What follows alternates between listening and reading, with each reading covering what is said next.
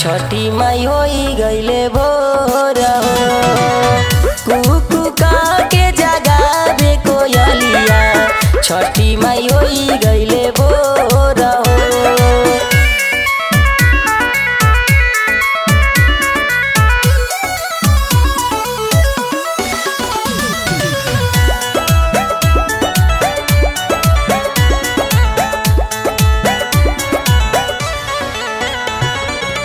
सभे दिवैया लोग पनिया में खार हो।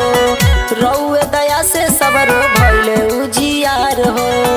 रउए दया से सबरो भइले उजियार हो। सभे दिवैया लोग पनिया में खार हो।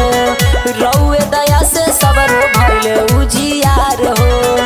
ए आदित मालती दरसनिया पनिया ये तना कठोर हो।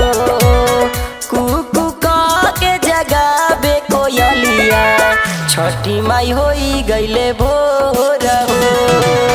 कुकू का के जगावे कोयलिया छठी माई होई गईले भोर हो।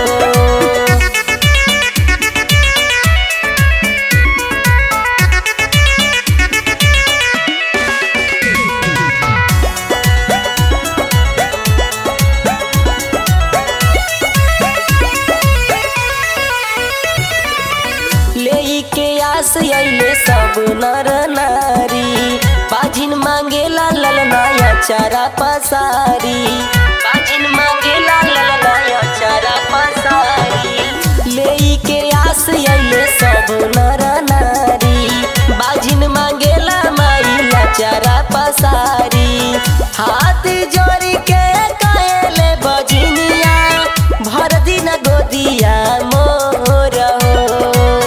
कुकू का के जगावे कोयलिया छठी माई होई गईले भोर हो। कुकू का के जगावे कोयलिया छठी माई होई गईले भोर हो।